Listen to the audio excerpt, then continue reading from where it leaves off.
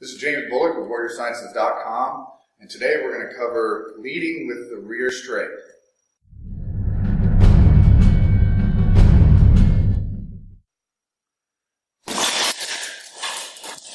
Alright, what we're going to cover today is leading with the rear hand, or more specifically, leading with the rear straight or the rear cross. Obviously, there's a lot of ways to throw a rear straight. In MMA, there's people like different types of styles and things, but you want to try to be, regardless of what you use, how you throw it, you want to be as economical as possible and as efficient as possible. But this applies to the orthodox fighter or the southpaw. So one thing that you have to work on is the principle of hand before foot. I didn't create this principle. This is something that's been around for a long time. Someone who made it popular, of course. Some of you may know this, but it was Bruce Lee that made it popular. And before him, it was Jack Dempsey. Whenever you're wanting to lead with it, you want to strike with it first, you need to make sure wherever this hand comes from, hopefully it's at the chin, you want to move your hand first before you ever explode off of your feet with your footwork, before you ever contract behind it. So you want to think of the hand as a ball. I want to make sure my hand pulls me to the target. But that doesn't mean you start out slow, and it doesn't mean, for example, I'm not going to do this and then this. It's going to be a very, very fast movement. So basically what I'm talking about looks like this. I'm out of range and I want to take a step and I want to land with my number two. So I'm here.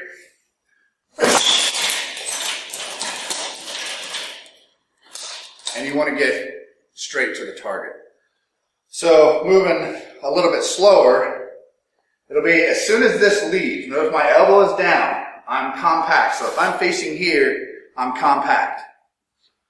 I want to be here. It's going to go straight from here.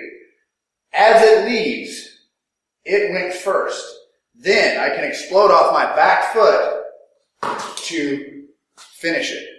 It's a lot harder to stop and defend whenever this moves first, because people will cue off a body motion. If I slightly dip my shoulders forward, then fire, then I'm telegraphing. And obviously, the higher level the fighter, the better they can read. And the better that they can read, the better they can counter you. To train this, start out slow. Throw this, then push off of your back foot. So it's going to be here and then step. It's going to feel awkward at first.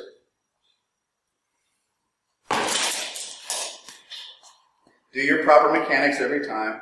Get your right hand to your chin. It's easy to forget when you start slowing things down to not maybe get that other hand up to the other side. I get on my fighters for that all the time, and I'm not immune to doing that sometimes as well. So here. Notice that each time my hand is moving first, not my body. So it doesn't matter if you're moving around the bag, practicing your head movement. Anytime you're going to throw that number two, it should be the hand moves first. But it's getting that timing of the hand and that explosion of that back foot whenever you move that matters. It's simple in concept like anything else. Just like whenever you learn jabs, hooks, crosses, and all uppercuts and all those things, it's simple in theory. So practice it slow first, then you can start exploding. Now, to give you distancing the try-off on the bag, you're just close enough to do an extended jab. Okay, so we're at the reach a little bit for my jab, or a straight lead, whatever you want, whatever you call your lead hand. So if I'm here, straight from here, straight to the back, the second it leaves my chin, I contract with that rear foot.